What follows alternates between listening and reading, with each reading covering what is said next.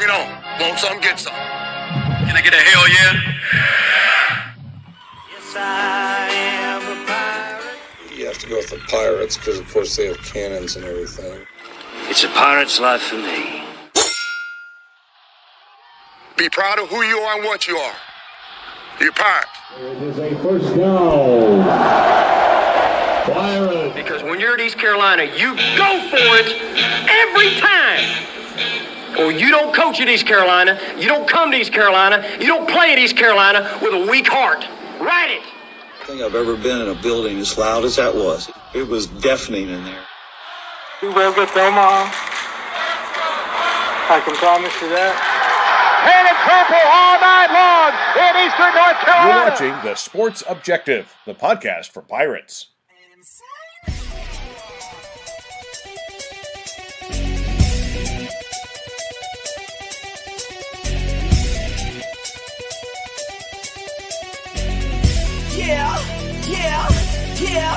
Yeah. My heart is purple and gold. I'm a pirate down to my soul, and I don't back down not at all. Find out when the cannons explode. All right, welcome into Extra Innings, Season 7, Episode 2, as we will start out first all the way from the great, I was going to say the great state, all the way from the great town of LaGrange. It's Kyle Barber. Kyle from LaGrange. It's a state of mind, baby. It's a state of mind is what it is. What's going on, Dave? Sitting here on a Saturday night, sitting here on a Sunday night in the midst of a 3-game series, which is kind of rare, Saturday, Sunday, Monday, but obviously with the weather being what it was Friday and then around Greenville and most of Eastern North Carolina, Game 3 being pushed back to Monday, which we're going to find a way to win that one tomorrow in Greenville. Don't want to go 0 for 4 for the week. So big game coming up tomorrow in Greenville to try to salvage something. And, yeah. No doubt. And we're very excited making his debut for Extra Innings, not debut for the show, but for Extra Innings. Of course, former East Carolina and North Carolina Wesleyan national champion with North Carolina Wesleyan in 1989, that baseball team. Coach Paul Hill, welcome back. So glad to have you a part of Extra Innings. Thank you for being part of the team. Hey, I appreciate it, guys. Like I said, we're in kind of a pregame, been out of commission for a couple of weeks with some surgery, and then felt and got back, and then got the flu. So, as I said, it feels like extra innings going for me, but I'm back and excited. I appreciate to be part of this. And Kyle, like you said, try to get that win tomorrow back home in front of our home crowd. Yeah, getting the flu while you recover from surgery, that's rough. Yeah, that's not good, brother. It's not good. You have it's not a similar story, but I have a friend of mine that recently retired. We're the same age, and she was smart. She had a job where she started young, and I told her that she shouldn't have retired because as soon as she retired, like a day or two later, she got the flu, the A strain, and so she's been sick for like 10, 12 days in a row. Wow. It's something crazy. Ridiculous like that. So anyway, and now Coach Paul Hill, so it's not the same circumstances, but certainly a long period of time. And anyway, we're going to look back at a week, tough week for the Pirates, but I have said that Campbell game seems like it was last season at this point. Good God. Yeah. We'll look back at that as the Pirates lose that one, unfortunately, 3-2. And, Coach, if you look at 3 out of the 4 losses have been by 2 runs or less.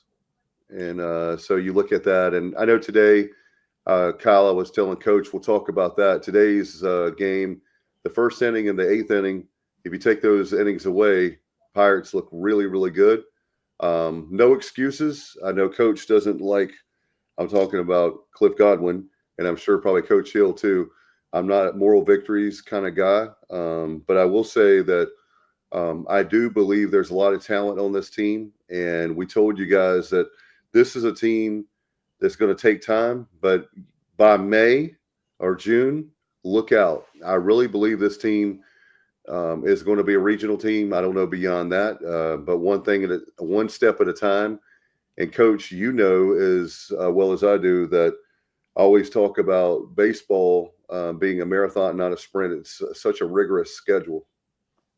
It is. Talking about the season coming up, you got a lot of new players. You got all these puzzle pieces trying to piece together early in the season. And sometimes you come out with a W, sometimes you don't. But you have to look at the positive things up to this point. I don't like losses by no means. It's part of the game. You don't accept it, but you learn from it. And kind of from what I have listened and seen, you've got the pitching staff is there. It's young. It's holding us in the ball games. Like you said, you take away a couple innings today, and we're right in it. So the pitching's there. We just got to put some hits together, manufacture some runs when we can. 2-0 ball game. We lost. I mean, a base hit here or there, a couple stolen bases, maybe a bunt down somewhere, and you got a W. So I'm like you, Dave. I think give the Pirates time early in the season, and I think they're going to rock and roll, man. One of the things I want to talk about, Coach, is the fact that yesterday I know there was 10 men left on base, 10 men stranded. You had 2 times you had bases loaded. So just like you said, runners in scoring position yesterday was really tough.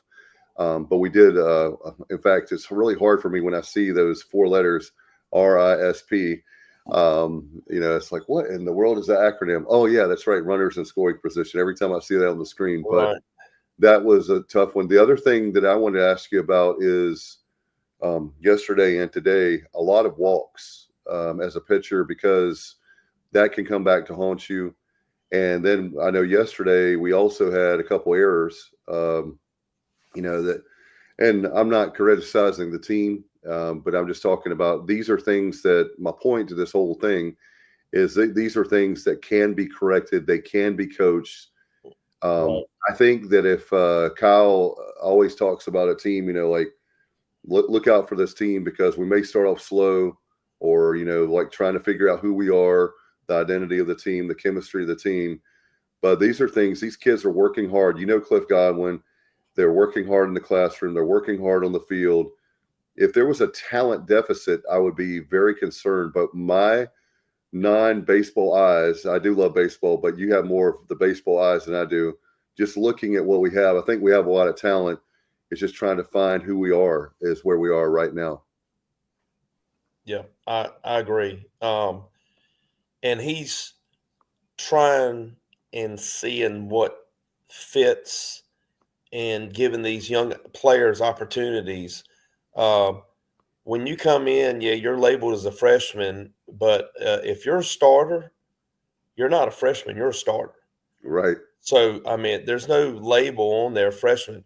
But I reminisce, back when I was a freshman at ECU, long time ago. You got to blow the dust off. But I remember coming in, and there's no excuses. You learn from it. You win, you lose. You get the ball up in the strike zone. It's common sense. They're going to put it out of the ballpark because 1 through 9, these are collegiate players. And if you remember, all of them were all conference MVP players in high school level. So, and then you're going up to Carolina, a rival and ranked number 6 in the nation. There's a reason why they're number 6. Right. That doesn't give us any less of value of an ECU Pirate club, but we are young, and if instead of dwelling on the negatives, that you have all those folks out there and dwell on the positives and try to work on some of those negative areas, we'll be all right. We'll be fine. Kyle, go ahead, Kyle. Well, I mean, one thing you got to take into consideration, Campbell maybe not as good this year. Not played well last weekend. I checked. They lost yesterday. But Carolina's a really good basketball team. Really good baseball team. Their baseball's better than the basketball this year. Yeah, they swept Texas Tech last weekend. So you look at quality competition too. Obviously, our standard is to compete with the Carolinas of the world, make it to the College World Series, etc. But we're a really young team, and I hopefully this team improves as the season goes on. I don't like the way the game got away from us today, giving up 11 runs. But overall, Cliff has a proven track record. We are a very young team. We didn't work the portal quite as much as some coaches are now. Didn't go get a lot of junior college players from old school. We got a few, but not as much as others. So we are young, and I think that's what Cliff wants. Cliff wants to do things the way he's always done and build things. My only question with that isn't so much short term for this season as long term. Are you going to get a kid like the 17-year-old pitcher? If he lights it up this year, will he be here next year? And that's kind of the world we're living in today. But I do think this team will improve as the season goes on. You see a lot of positives out there, and one way to look at it kind of interestingly, as talked about earlier, you want to go for 4 for the week. Well, even though it's the weekend series, this Monday starts a new week. So we have a chance to get on a hot streak and go undefeated this coming week, beat Carolina at home Monday night, and then go from there. So you don't want to dig yourself a big hole to have to climb out of like we did a couple seasons ago. And, of course, we ended up hosting a regional that year when we, started the season kind of slow. But I think this team will get better as the year goes on. They almost have to because the talent's there. We're just young. Yeah, and that's the thing is that, by the way, Coach, when you have we already knew this week was going to be busy, but it became busier because you have less time. One of my questions I was going to ask you about tonight was, we know the East Carolina UNC game is big. The Old Dominion game has now moved from Tuesday to Wednesday. So you got Monday, Wednesday, and then we're going to have the Keith LeClair Classic on Friday, Saturday, Sunday. And then we have Gardner Webb on Tuesday. So you're playing like 6 games in, I think, 8 days or something like that off the top of my head. Well, it's essentially no different from playing Sunday to Tuesday. Right, I know, but it's still my point is not that it's Mount Everest. I'm not saying that, but I'm just talking about from a health perspective. Coach actually does a great job training players. How do you keep your players where they're not getting injuries? They don't try to. These guys are young. They're competitive. We all remember being that age. How do you take care of your bodies during that kind of stretch? Well, when I was the pitching coach over at Westland back in 1998, 98, the year I left, the year they won the next national championship at North Carolina Westland College. But what I told the players, if we had a stream of games like that coming up, you got to be every pitcher on the staff has to be ready every game. Whether your role is normally a weekend starter, midweek, or whatever, and you have to view those games a little bit differently as far as your staff, but the same as we're trying to get W's, and we want as many W's as we can, along the way. Both of y'all have said, a sweep for a weekend is great, but if you can come out 2 out of 3 every weekend, or at least 80, 90%, and win your mid games, you're going to find yourself at a 40-game win season. But to answer your question, if I was on the staff and I was talking to these pitchers, I'd say, listen, we've been in the ball game. We let this game get away a little bit here, 2 innings, but we're there. And you got to keep motivating these young players. They're kids, or, young men, should I say. And it's the last thing you want to do is get a sour taste in the beginning of the season, and it stretches and it just plagues you throughout. And then, as y'all said, when NIL going on, then people start jumping ship. And then it really gets to be devastating, the mindset. But you got to stay mental tough. You got to stay healthy. You got to get your bullpens in when you can. The guys that don't pitch as much, they're going to pitch. And I would utilize this time to the guys down in the pitching staff, stick them in their inning, see what they can do on some of these, these games, and see how they react to it early in the season. So down the stretch, conference coming up, kind of what you're dealing with. Coach, one thing that's different about this stretch coming up, obviously playing on a Monday versus a Sunday, then you switch a Tuesday to a Wednesday.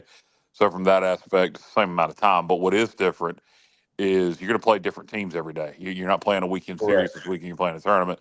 So you get Carolina Monday, Old Dominion Wednesday. Then the Keith LeClair Classic with, 3 different teams coming in here this coming weekend.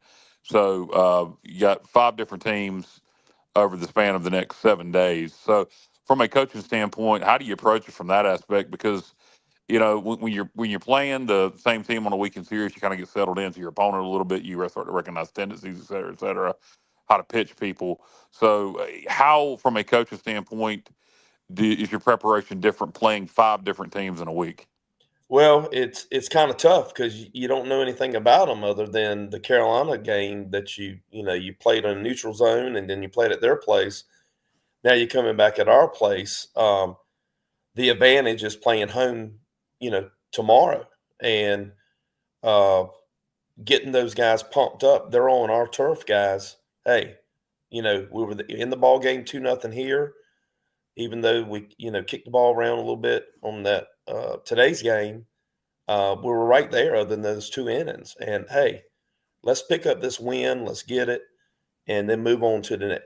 But you got to take 1 pitch, 1 inning, 1 game at a time.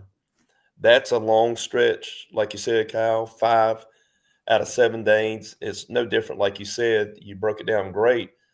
But 5 different teams in 1 week. How do you approach that?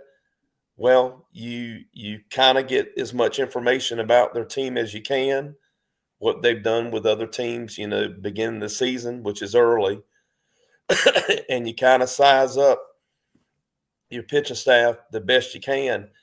You got our classic, you would love to sweep that, but you can't look too far ahead. But at the same time, you got to kind of plan your week out accordingly to your starters at this moment in time, early in the season, your short relief, your relievers. And then you may see some of your relievers being starters this week in a different role and just seeing how they adapt to it. And you might find something that you didn't know about, the preseason and the fall. And next thing you know, you got your staff kind of lined up the next couple of weeks, that you didn't know, 2 weeks ago. Yeah, and then you look at the Keith LeClair Classic this weekend, and we'll touch more on the Carolina game and look back a little bit at the games we played. But you got the Keith LeClair Classic this weekend. You got Kent State, a good program out of the MAC. Indiana State, a program that's been really good in recent years. And then obviously Virginia Tech out of the ACC. So do you have any thoughts on any of those teams? I don't know how much you have studied the opponents. All those teams are beatable, but they're quality baseball programs. Every one of them have, come a long ways. I mean, like you said, you've got Carolina on Monday, ranked number 6 in the nation. You got ODU, and then help me out. You got Indiana, Kent State, Indiana State, and Virginia Tech. I mean, they're all quality programs, but we've got them here on our, backyard. So you got to take advantage of the home games. Win as many of the home games as you can, no matter whatever it takes. If that means you got to use 5 pitchers in the game and piece it together. Let's get it. Take 1 pitch, 1 inning, and take 1 game at a time, and let's get that W and then move on. We're doing Johnny Hole stuff tonight, so we're doing that. But let's do some questions and comments here, obviously. Justin Butts, by the way, Coach says, this has to be one of the better UNC teams I've seen in a while. Agreed. They are really good. And they're, like Coach said earlier, there's a reason why they're number 6 in the country. Chuck says, in order for us to be a regional team, we need to be at full strength. Need Johnson, a few of our pitchers are back. Amen, Chuck. I couldn't say that better myself. In fact, Justice says, wait till we get health. I think we'll be good. We call him Johnny Stats, JR, our good friend from the Commonwealth of Virginia, obviously, and Greenville also. Johnny says 8 out of George Mason's 13 runs and 4 of UNC's first 5 runs today were the result of Cliff's dreaded free 90s. We need to improve on that greatly. And, Coach, we talked about that, you and me, earlier, and Kyle, about the walks. And certainly that kind of stuff can get you in a lot of trouble. When you get those guys on base, when they get on base, then anything can happen. So I agree with Johnny. And then also, this is another thing that he mentioned, our good friend Matt Simmons' favorite pitcher, D'Lo. He says D'Lo can't be put in a high leverage situation if he's going to continue to surrender 8 walks and 2 1/3 innings. Yeah, that's tough. The walks will kill you. You're almost destined if there is 1 or 2 walks with no runs. You're going to have a run scored almost every time. I mean, nothing against our Pirates that we can't shut up. We sometimes you can, but it's almost inevitable that a run will be scored. Unfortunately, you get a walk, a base hit, an error, a sacrifice fly, and that runs in. The walks start to become contagious. If you got one pitcher and he starts walking people, and then he just continues it. You bring somebody else out of the bullpen, and they just start walking people. Does it start to become? Can it kind of overcome your staff? How do you avoid something like that kind of trickling in mentally, and it just being a mechanics thing? Well, it's kind of a catch-22. I'm pitching oriented 110%. So it's one of those things I understand. Hey, you go out and talk to your pitcher. Hey, how do you feel? Blah, blah, blah. Yeah. Hey, I'm gonna bring, such and such in. No, Coach, I got him. And then you're like, do I give this pitcher one more hitter? Maybe one hitter too late. So you kind of playing, the chess game. Hey, I want to show them that I have faith in them, but I don't want it to get out of hand. So in that situation, early in the season, kind of the way I used to do things is it was just that gut feeling. And, I would kind of have a assessment before I went out to the mound to talk to my pitcher, saying, hey, you're this close of striking out number 1, number 2 batter. You were this close. You got it up in the zone just a couple inches. It's just a matter of locating your pitches now. You're missing that close, almost like a hitter fouling balls off and then striking out. No strikeout's a good strikeout, but if you take the good from that strikeout, as far as was it inside, outside, where you're a little out front, we were right on it, and he's fouling off straight back. He's right on that pitch, kind of like the pitchers. Sometimes it's just a matter of, this game is won by inches, and it just may be something as simple as adjustments. So in that case, Kyle, I'd look at the hitter, lefty, righty. What he did last at bat, it's tough. It's tough early in the season because you haven't seen enough from your staff to go deep in your staff because you really hadn't had the opportunity. But I believe a week like this, being home, if you're going to do something, go kind of deep in your staff, do it now in front of your home crowd. because you do have that number 10 player on the field. And boy, do we ever. We have such a great atmosphere. Looking forward to, obviously, Dorothy said, Coach, there's no place like home. So we'll have a great homestand, and certainly with these 5 games coming up. And when you look at, you were talking about with the pitchers, the only way these pitchers are going to get experience is putting them out on the mound. There's nothing, no matter how great our program is, no matter all the stuff, and they are well prepared. There's no player that can say they were not prepared when you think about Coach Godwin, his staff, the support staff, on and on and on, and the actual players itself that are upperclassmen, the Dixon Williams of the world, are doing an excellent job on looking out for these younger guys. But these guys, I think it's a matter of these guys are going to have to grow up in a hurry. Mm-hmm. It's not that they don't have talent; it's the lack of experience, and you can't fault them when they haven't played. But that Jenkins kid, once again, is going to be special. And you look at him. There's a lot of bright spots to this program already for this early season. And I remind fans that every season's different, where one season we may start off red hot and then kind of fall apart at the end or towards the end or whatever, and then get ourselves back together. We get in a regional. It could be where we start off slow and win 1,000,000 games in a row, host a regional. You just never know what and who's to say, every year that I think we're going to Omaha and we have this great team, we haven't. You never know when something crazy could happen where could this be the team? And I know everybody, I'm not predicting that right now. I'm just saying don't give up on this team, because if there's ever been a time that they need you, it's definitely now when they're trying to figure themselves out. Yeah, no, I don't think anybody's giving up. I mean, it's way too early for that. We're way too young. And, like I say, we took 2 out of 3 from Mason. I think the midweek loss to Campbell, and it seems like we always freaking do that. By the way, here's an idea.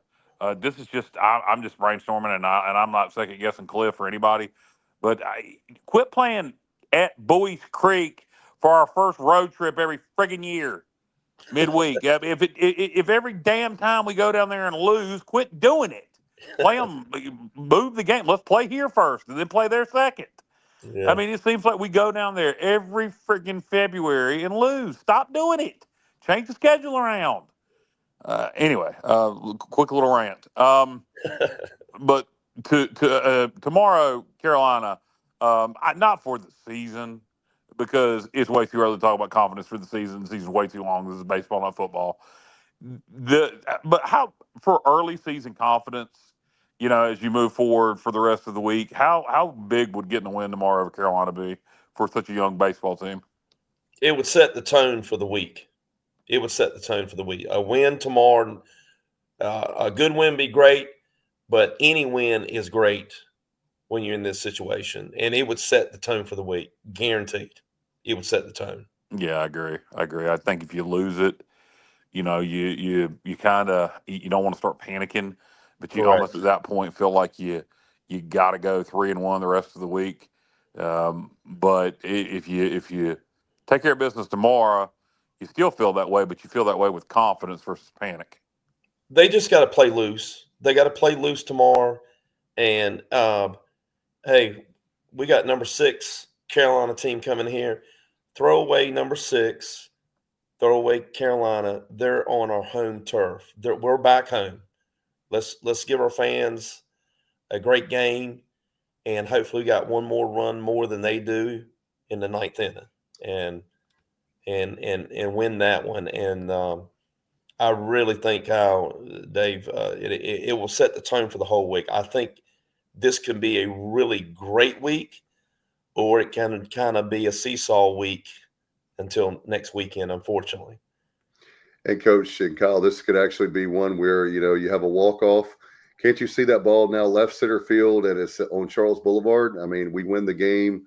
The place goes nuts. I mean, that'd be great. But any way we can do it, walk off would be fantastic. But I'll take blowing an 8-run lead and winning by 1 run in extra innings. I mean, however we can get it done. A win's a win. That's exactly right. As long as we win, that's the most important thing. And with this group coming up we talked about Old Dominion, and we talked about coming up also with Keith LeClair Classic. Do you ever think that sometimes these guys put too much pressure on themselves when you have Keith LeClair, because he meant so much to the program? I know these kids didn't know Keith LeClair. They didn't play for Coach LeClair. But if you're in our program, you definitely know who Keith LeClair was and his legacy. And that's one thing that, I hope it's almost like to me, I love the Keith LeClair Classic because to me, it's like a pseudo or early regional for us because you got all those teams. It's a great atmosphere. People love Coach LeClair. The LeClairs are coming back. Audrey is actually now back in Greenville. You ever run into her at the hospital, Dave? I have. I saw her a month or two ago at the cafeteria, of all things. But I think she's doing very well. But anyway, my thing is, when you said play loose, that's the reason I brought that up. Baseball is a game. Go out there. I think sometimes a lot of us, I'll say to speak about myself, put way too much pressure on myself, whatever I'm doing. Don't put the pressure on yourself. Easier said than done, I know, because you want to win. But at the same time, it goes back to what you said, Coach. I think when you get into that, you talked about one pitch. It's one pitch. It's one inning. It's one game. Because if you get ahead of yourself, and we're talking about today with the walks, there's going to be some times that you stating the obvious that you're going to walk people, because I was explaining to my daughter this afternoon, Mackenzie, watching the game, if they throw that ball over the plate, this isn't batting practice. If they throw that ball over the plate, it's out of here. And so I think there's some pressure there too, knowing that North Carolina, number 6 in the country, knowing they're very good, knowing that, hey, if I put that over the plate, that's going to go yard. It's out of here. Well, my philosophy, I love simple. Keep it simple. Every pitch has a purpose. Every pitch. And whatever pitch you decide to throw, is it coming from the dugout? Is it coming from the catcher? Whatever their system is, you've got to have confidence before you throw that pitch. And if you don't have the confidence and you're doubting that pitch, then you should have never thrown that pitch in the first place. So every pitch has a purpose. And whatever pitch you decide to throw, you give it not 90%, 70%, 110% every time you release that ball. And if you go with that attitude and fine-tuning some things along the way, if you're a little high, a little outside, if it's not breaking, you just got to work through it. And as I had said earlier, playing loose, we're back home. Play loose, whether it's the pitchers, the defense, and have fun. Go back to the basics. Don't put all this pressure. It's enough pressure trying to win the ball game, but try to eliminate some of that pressure. Go out there, home field. Yeah, we got Carolina here. I'm tickled to death to play Carolina at our place. And it would be even more wonderful to win against Carolina at East Carolina. So let's take care of business and do that, and then move on for the next game and the next game.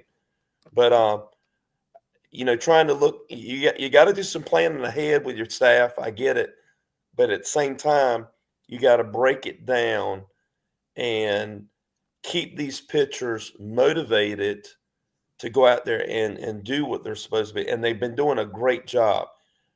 And our defense, for the most part, has been doing a good job. And we just got to go back. We can't make excuses. We're young. But again, they are starting, and you got to play like a senior, not a freshman. Yeah, and we were in both the games against Carolina, so I think we'll come out fired up tomorrow. Dave, what were you going to say? I was just going to say to both of y'all, isn't it amazing? I'm just making an observation here, just dawned on me. Isn't it amazing that college baseball, that UNC, Duke State, all of the triangle schools in the ACC, we got Virginia Tech this weekend on Sunday. It's amazing how football, they can't play us, but baseball, they can play us. Isn't that funny? How ironic how They won't play us in. They'll play us in one sport, in baseball. Not complaining, Right? But why not basketball and football? Well, there's a couple. There's a couple of easy answers to that one.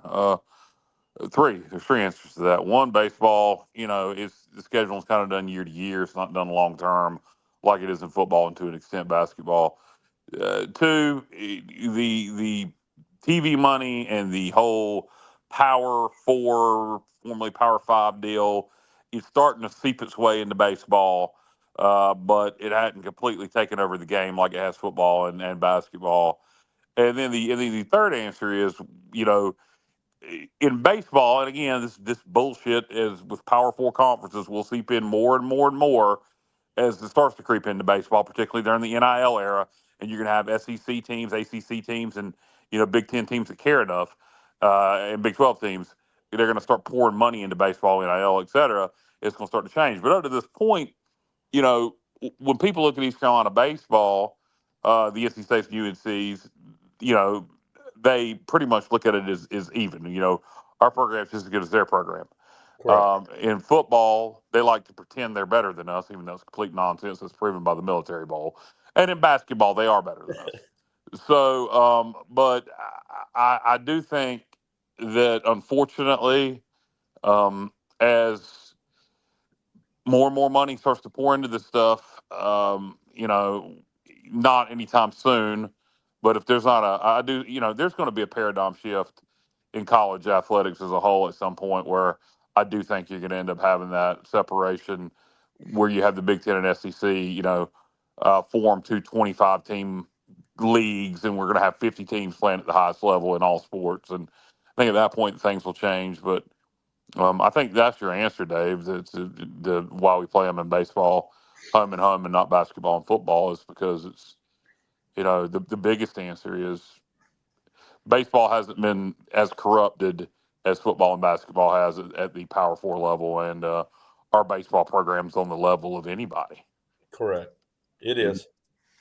And Coach, this is a sport, being baseball, to Kyle's point, where it's only a matter of time. I'm a firm believer.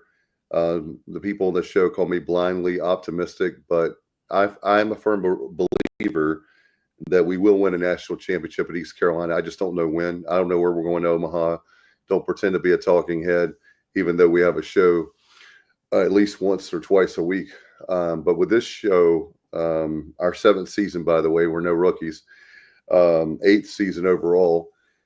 This program is, in my eyes, only going to get better. We have the baseball expansion. We paid for that. And how about that? We didn't. We're not like UNC Charlotte, where they get the legislature to give them money somehow, some way. Yes, that was a jab, because I feel like that our program deserves to be. I think this whole nonsense, and I'll say this really quick and move on. But I think this nonsense of they can't give money to athletics is crazy in our state laws, when we all know that the point I was making earlier too about our teams playing each other with the Triangle Sports, that's an economic generator. Chapel Hill, you want to sell out at Chapel Hill and Raleigh? Get East Carolina to come there. Duke, East Carolina, come to Wallace Wade. So anyway, hopefully we'll see how all this stuff shakes out. But anyway, college baseball is where it's at. I tell you, Coach, I love it because it's very underrated. Just want to get your thoughts, Coach, on another thing that bothers me. I still am not a fan of the pitch clock. I was getting ready to say shot clock. I'm not a fan of it, but it is what it is. I just wanted to get your take on it, being a coach and obviously a pitching coach and a pitcher. Yeah. I'm not a fan of it either. We all know why it was in place. But it's almost a speed up for not allowing certain pitchers the style of pitchers that they are, as far as, some that work a little bit quicker and stuff. And that's just how they do things. But to be more focused on that clock and seeing the clock, and you're on that mound, you get in a rush factor. Some pitchers, I never had a clock when I pitched, so I would have the clock I had was when I played at East Carolina, Billy Best and Gary Overton, they come out there and say, you need to speed up a little bit or you need to slow down. That was my clock. Or when I played for Coach Fox over at Westland, the same thing. So to see that clock ticking, it's a mental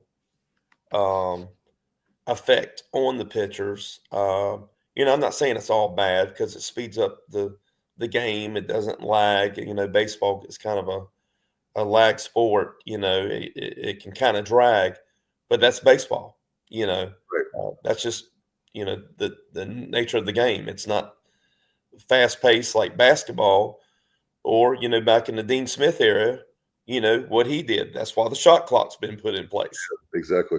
So, with that being said, I think it's to the advantage of some pitchers and some teams because they are a very fast-paced team. I know when I coached, and we used to take the international teams to Puerto Rico. When I took the international team that I coached, the Southern Thunder Longhorns out of South Carolina, we went down there and I had 21 players. And I said, listen, guys, you guys have never played down here in Puerto Rico. We're on their turf. And let me tell you, it's going to be a different experience. And they didn't have a shot clock, but their level of intensity and their game was 3 times our speed. Wow. They were so fast-paced that our pitchers could barely come set, because that's why a lot of pitchers in Puerto Rico come to the States. They balk all the time. They don't come set. They're so fast. They come set, boom, you're just chunking it. Their base runners, the same thing on the base pass.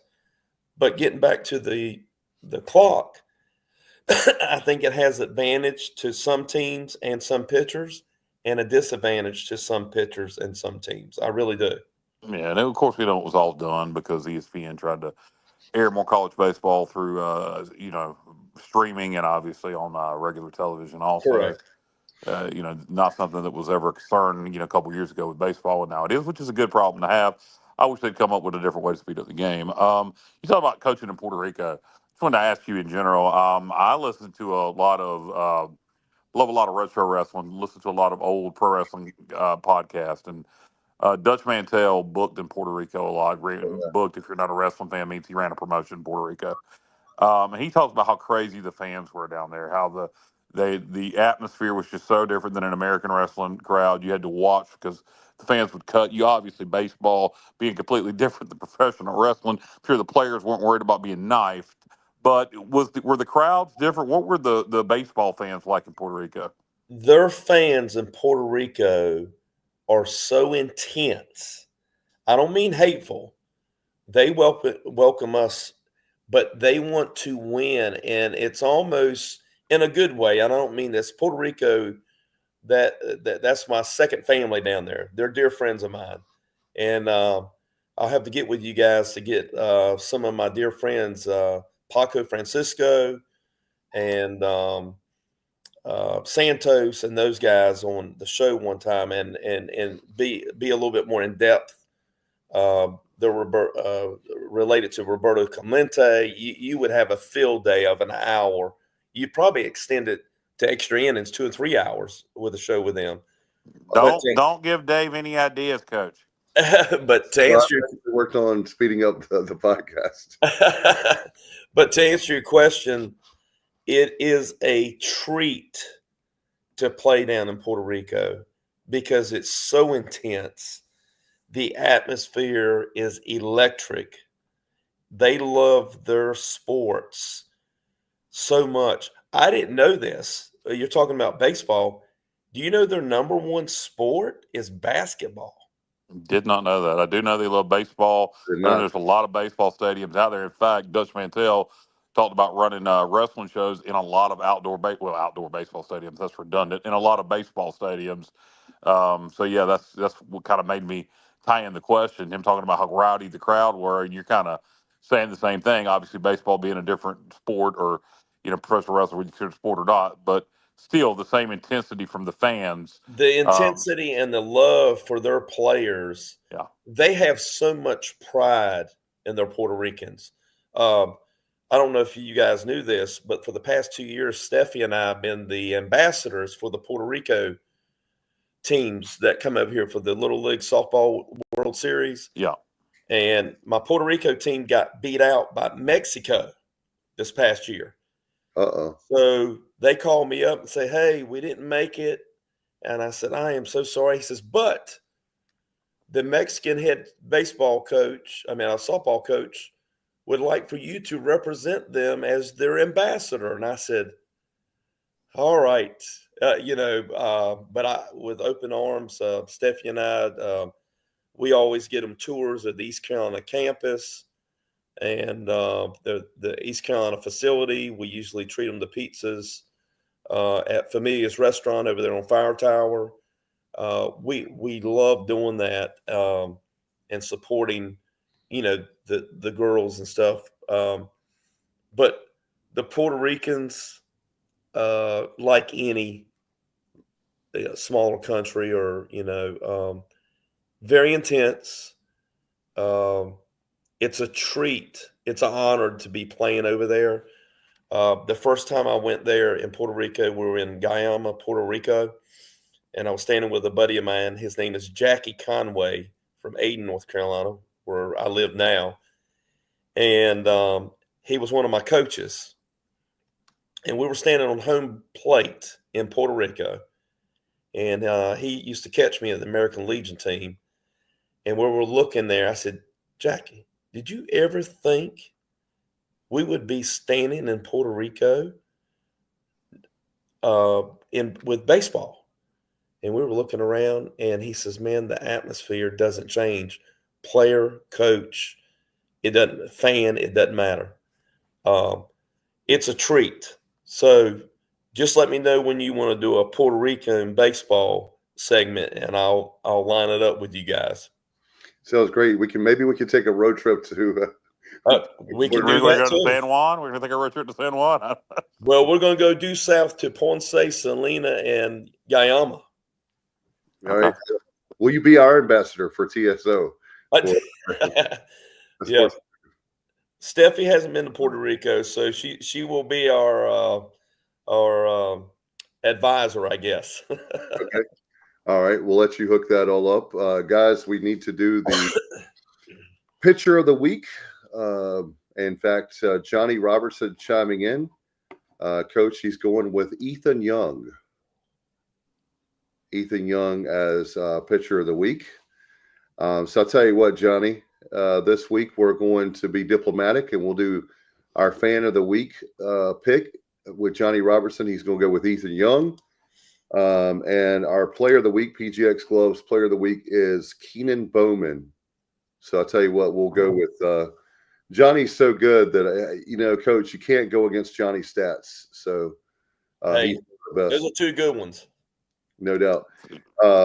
And then Coach, PGX Gloves. So PGX Gloves is back this year, Dave. Yeah. When do I start getting to do the reads? We gotta get it ready. So I gotta do my reads again for PGX Gloves. Right. We need to do it. We'll do it at the end of the show. I'm not ready. I haven't got the material yet for this year. All right. Well, we got to do it. We'll save it for next show. All right. Coach, this is for you. He says, I'd like to hear what Coach has to say about this. VMI, Virginia Tech, has batted in 48 innings, and has accumulated 67 stolen bases already. And they play Virginia next, so we'll see how that works out against them.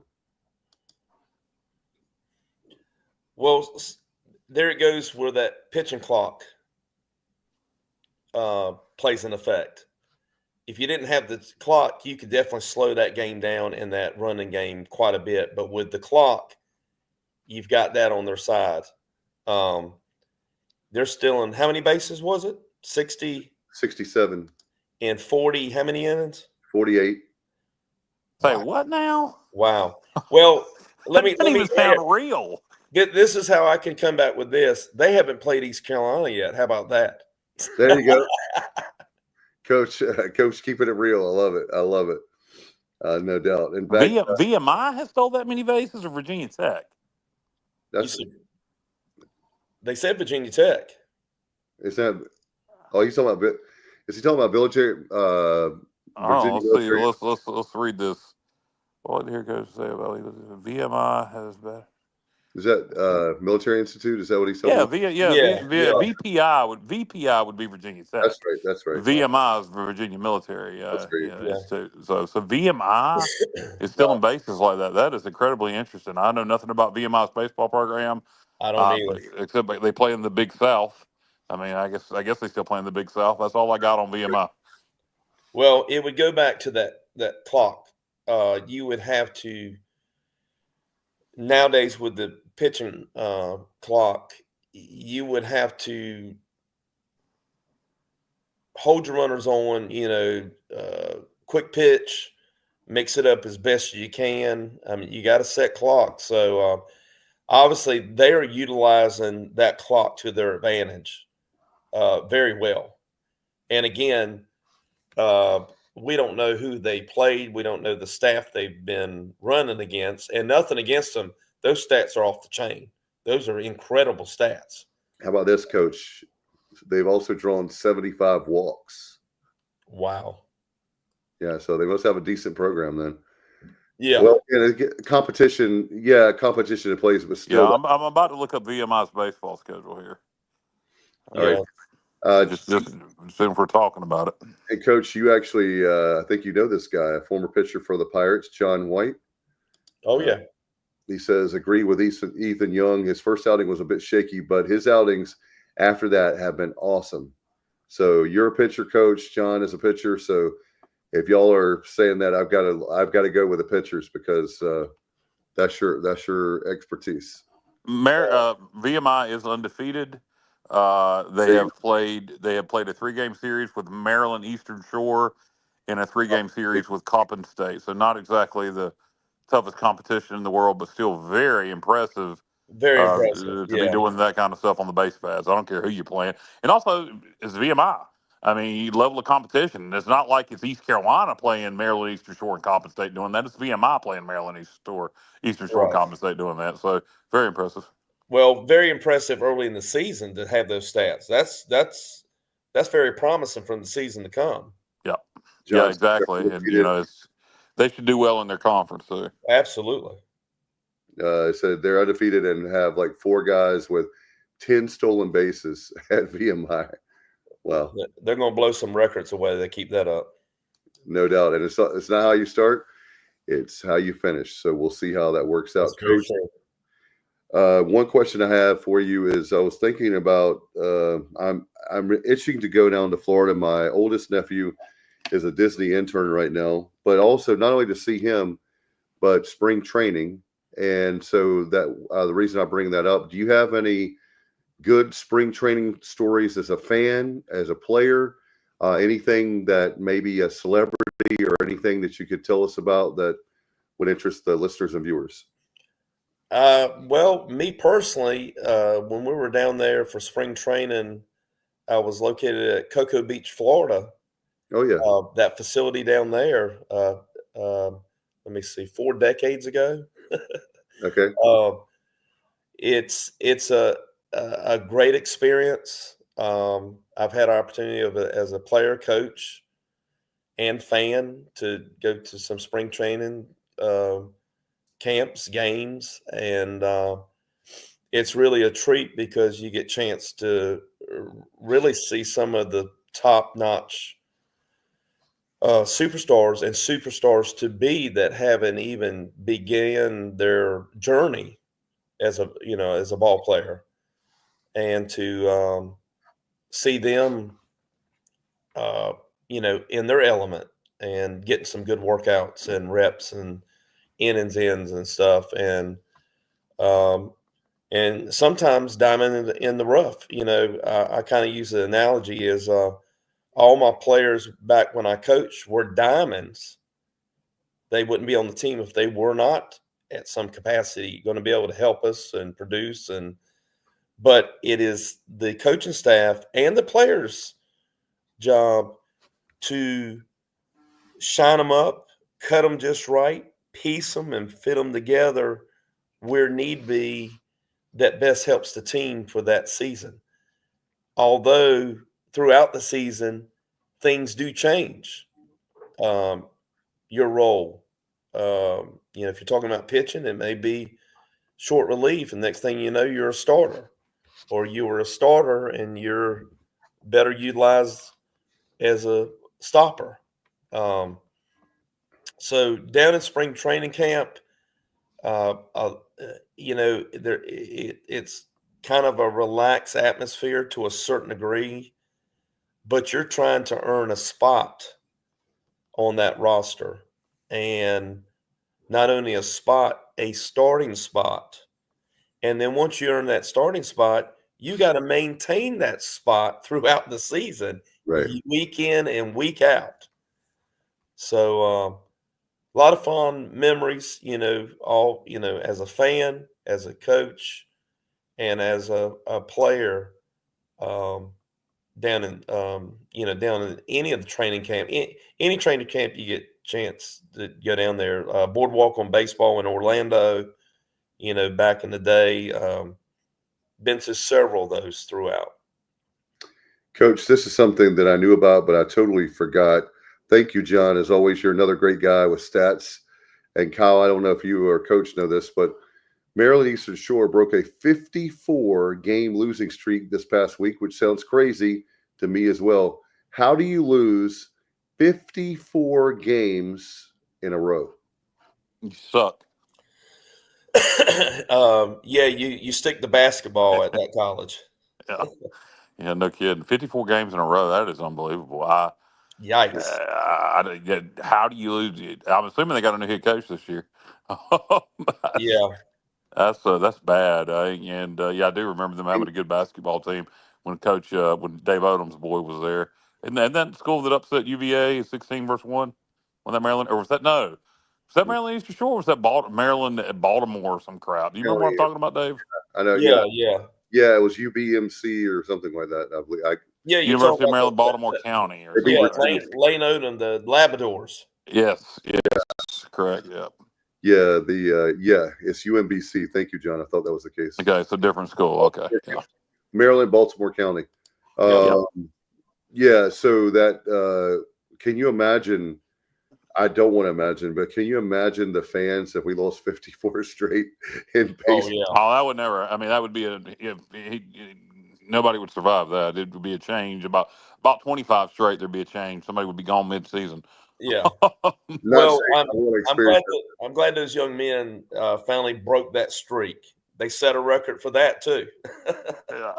God. That reminds me of Prairie View A&M in football. Oh, yeah. The 1AA, now FCS levels back in the 90s.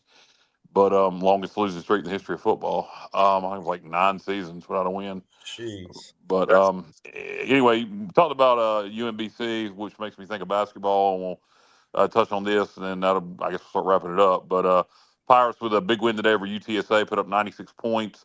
Whose team's been playing well lately? We lost at Tulane the other night, but really we're in that one. I think East Carolina's playing as good in basketball. Hadn't won them all, but since mid-January, I think we played about as well in basketball, with the exception of that Rice game, as we have in a while. So get the win today over UTSA. I did not watch. I was watching the baseball game, but based on the results, I should have been watching basketball. But Pirates have 4 regular season games to go now? No, 3. 3. So I say let's win out and get to 18 wins. That would be 18 or 19 wins. Was that win number 16 today? Yes, it is 16 and 12. So we can get the 19. Yeah, let's win these next 3 and get the 19 wins. Hey, we can go make a run in the conference tournament. Get 2 wins in the conference. You could be in the tournament. You could be 21 wins there, which definitely would be CBI and maybe bubble team for. I think we win one more. We're probably CBI. But the question is, will Gilbert take the CBI invitation? I think he needs to. I think the only way we get NIT, Dave, I think we'd have to win out and then make the championship game of the conference tournament. and I still think because of strength of schedule, we'd be bubble. So I think it's going to be win the tournament, go to the big dance, or either CBI. Need to finish hot here. I think the better we play down the stretch, regular season and conference tournament, the more likely Gilbert is to accept the bid to a CBI. And somebody needs to show Gilbert video of that place sold out for the semifinals of the CIT back in 2013. And, with the lack of basketball success we have here, we cherish those moments in those secondary tournaments because we hadn't had them. Where basketball's been so bad. The CIT, back when that was something we could go to, we're not allowed to play in that in the American CBA, NIT, or NCAA only. We won it, and it was a big deal. Beat Weber State in the finals, and there was 500 or so people at Pitt Greenville Airport welcome the team back.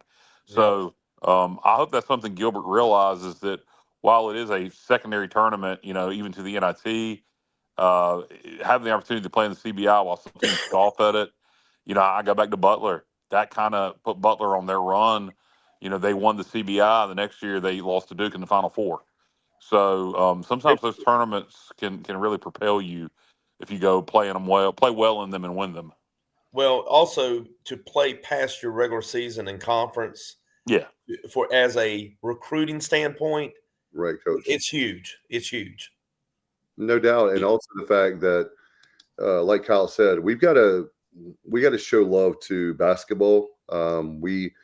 The one sport that we really, really, really, really have to show love to is basketball. And I know this is a baseball show, but the reason why we do well in baseball is because we show love to baseball. We show love to football. There's a lot of our Olympic sports we're doing very well in. And men's basketball, I'm not saying I'm happy. That means we're going to have a winning record pretty much.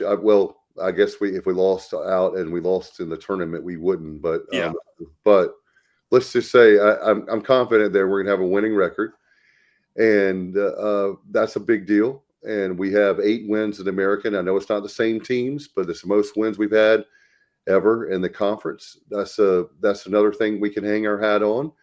And Coach, I want to get your opinion too. I know that. I saved it probably the most controversial question for last. No, it's not bad. I just want to get your thoughts on NIL as far as if you're a coach of today, as far as NIL is concerned. Do you basically pay your players? I wouldn't sleep at night. I would not sleep at night. The NIL, you knew at some point it was coming. It has gotten out of hand. The love for all the games is that dollar sign.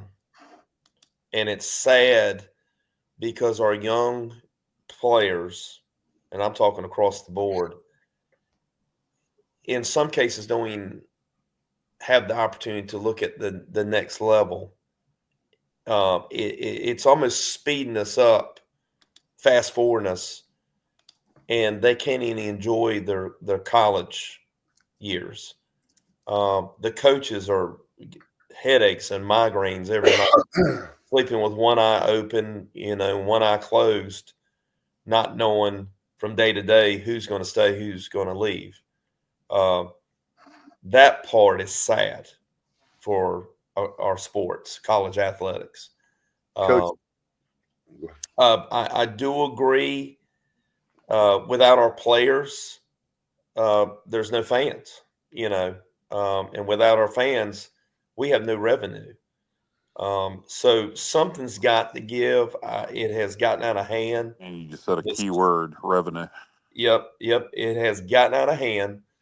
And I do believe if something doesn't happen soon, a lot of fans are going to get a bad taste, and you're going to see attendances going down.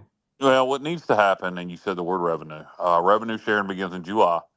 And when that becomes the thing, to me, ECU, first thing we need to do is quit having the Pirate Club as a separate entity.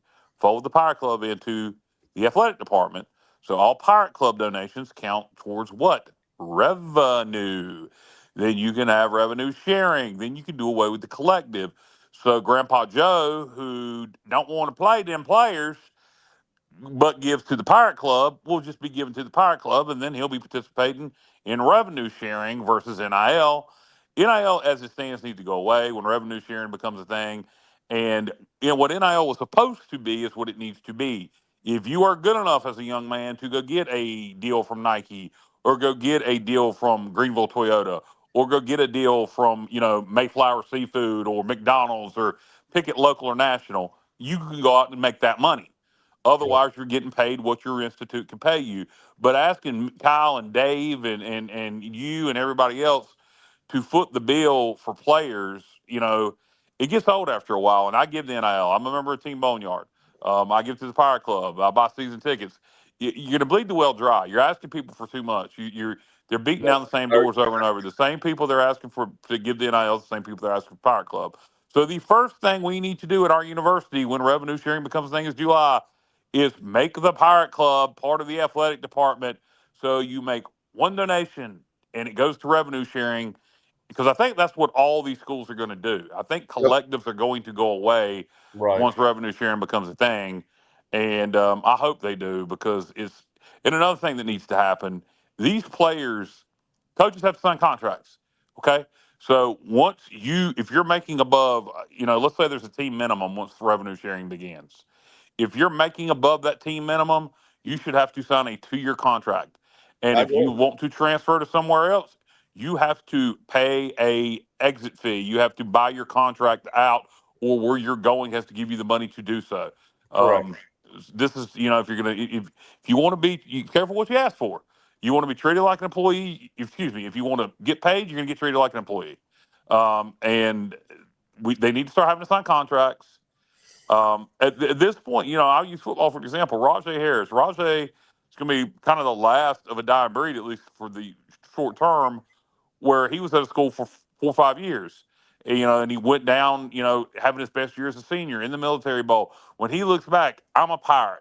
He'll have his own. Where the hell are these kids who play at 3 or 4 schools? Where are they going to go back to? Who are they going to give to?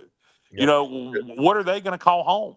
And that's something that I don't think they think about when they're transferring from East Carolina to NC State, from NC State to USC, from USC, to Washington State, wherever. What is going to be their lineage? What's going to be their legacy? Where are they going to call home? And at 19, 20, 21 years old, you don't give a damn about that. But when you're 45, you sure do. And I don't know, it's sad. It's going to be interesting to see, Caden Hauser right now. Everybody loves him. Will he be here 2 years from now? Well, you hit it up, Kyle, I totally agree with you on the contract and an exit fee, or they pay it back or something.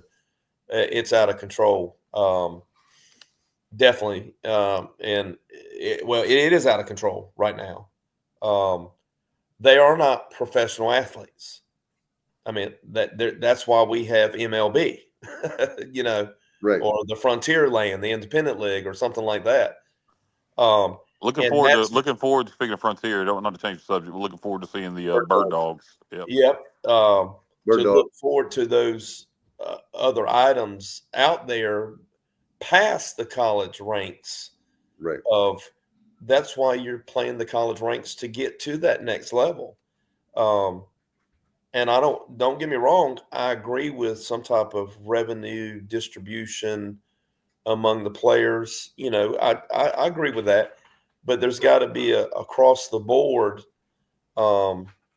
fairness, so to speak.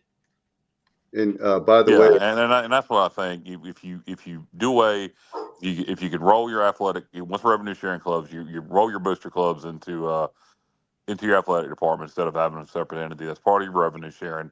There'll be a minimum across the board for all players, whatever that is. And then, if you're a starter, let's say you make more.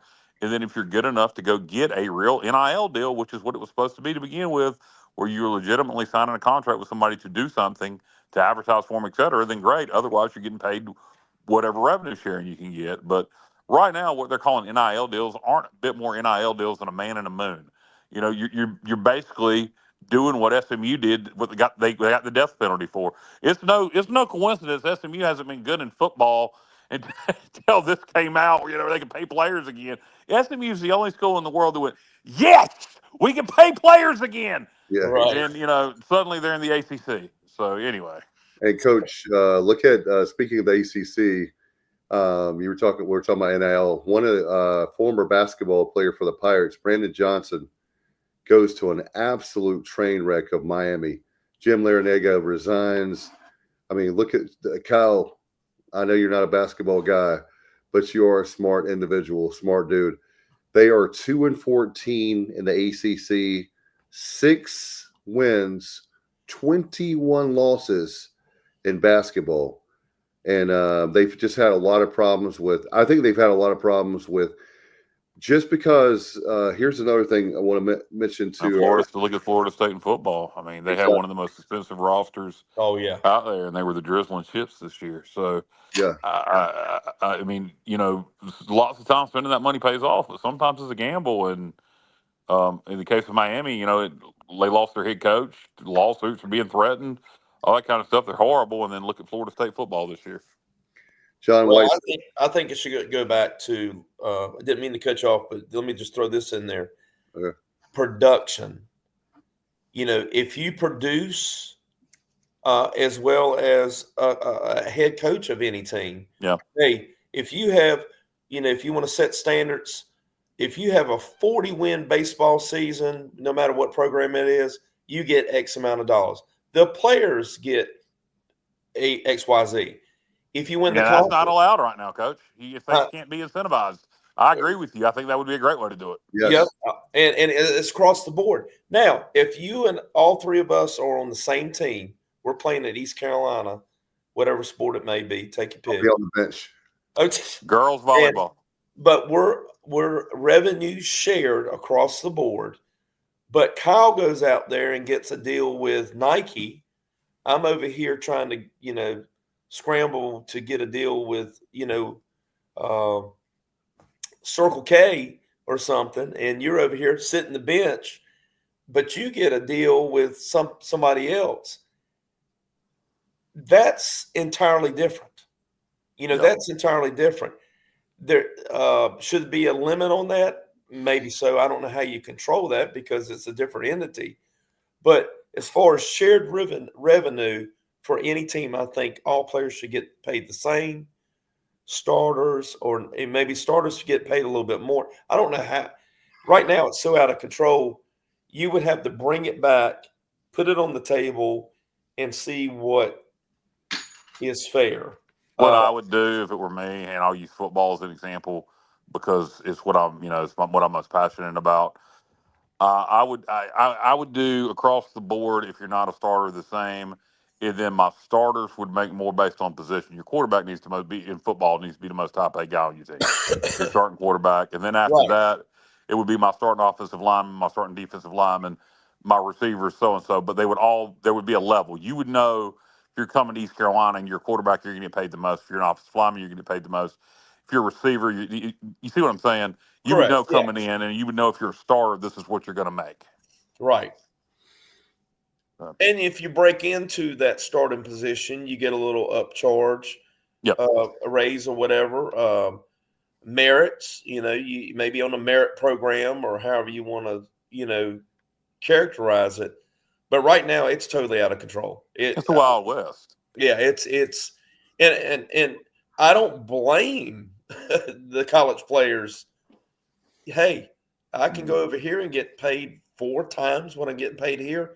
But then again, it goes back to commitment in the program that you started with, like y'all were talking about earlier, about a young man.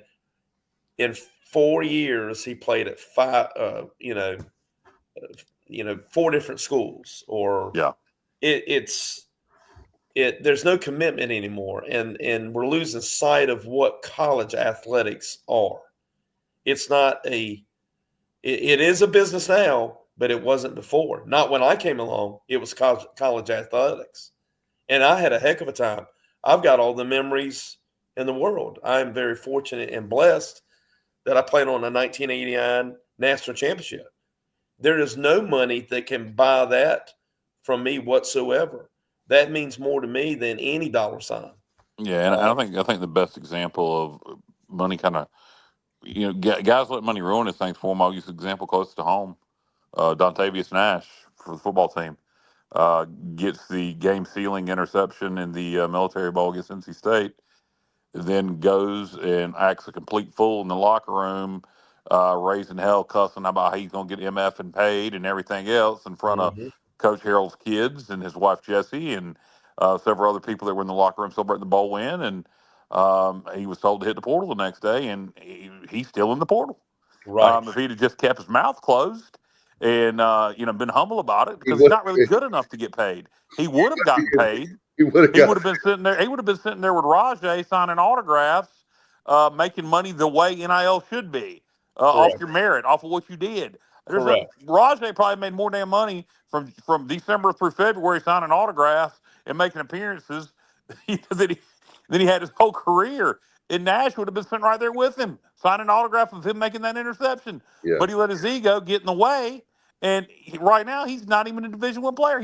Nobody has picked him up out of the portal. So that's the situation where a kid let I made a big play in a bowl game, now I'm gonna get paid, ruin his career. Well, see, I blame the people that have made the decision on NIL because of his decision, because he was looking past. Yep. And it's dollar signs. That's all it is. And don't get me wrong. Hey, if I could get a raise, doing what I'm doing somewhere else, I'd probably look at it too. I'm in education, for God's sakes. I love what I do, but it goes back to commitment and pride. Commitment and pride. And we have lost sight of all that. The dollar signs have consumed our young players and the parents, and they think grass is always greener on the other side, and it is not. No. Yeah. Some kids find out the hard way when they enter that portal, and then nobody picks them up, or they go somewhere else just to go somewhere else and don't get paid there either. Right. So, and I think what happened with Nash is a great example, and it's a good learning tool for all players. You better know before you hit that portal. You better know your value and your worth, or you may get hung out to dry. Yeah, that's right. But, yeah. And don't burn any bridges along the way. Yeah, exactly. Because you know what? If he wanted to hit that portal and go look, and he would have went to coach and been respectful and not act like a complete idiot, said, "Coach, I want to see what's out there. Would I be welcome back if things don't go my way?" He might have got a different response from Coach Harrell. But you talk about burning bridges, that's exactly what Nash did. This is a baseball discussion. Just use it as an example. Yep. And there's plenty of times that's happened in baseball too. Yes, sir. Where people do that thinking they're bigger and better than the team. And Coach, very well that it takes a team to win a national championship. And it's about time to wrap things up. But I hope everybody has a great week. Hopefully we have a great baseball week to talk about. And good luck to the Pirates tomorrow night against the Tar Heels. We have Old Dominion, the Monarchs on Wednesday. Let's see, Thursday is Kent State. We have Indiana State on Saturday and Virginia Tech on Sunday, the Keith LeClair Classic. And then we'll have Thursday. Are we playing Kent State on Thursday, or did you just misspeak about Friday? Friday, Saturday, Sunday. Sorry. Friday, yep. Saturday, Sunday for the Keith LeClair Classic. So good luck to the Pirates. It's going to be an extremely busy week. But, Coach, welcome to Extra Innings, our family. We have open arms and just waiting on that trip to Puerto Rico, man. I will hold my breath. We'll talk about on behind the scenes, and then we'll flabbergast everybody about when and where. Yeah, guys. Next week we'll have more breakdown details of the games. This week, not a lot of video coverage. We were playing on the road for a couple of them. Coach has been sick. I was not able to catch any of the games because there was no video until they saw today's game. But we'll have more details, more breakdown of the games in depth next weekend, as all the games will be in Greenville and will also be streamed. That's right. Nothing like it. Nothing like Greg Pearson Company. Thank you to the production staff. They do a fantastic job. Thank you, guys. Thanks to all our viewers and listeners. Thank you, Coach. Thank you, Kyle. Hey, I appreciate being part of it. Certainly. But Sunday night, It's Extra Innings right here on the Sports Objective. Good night, everybody. And as always, go Pirates.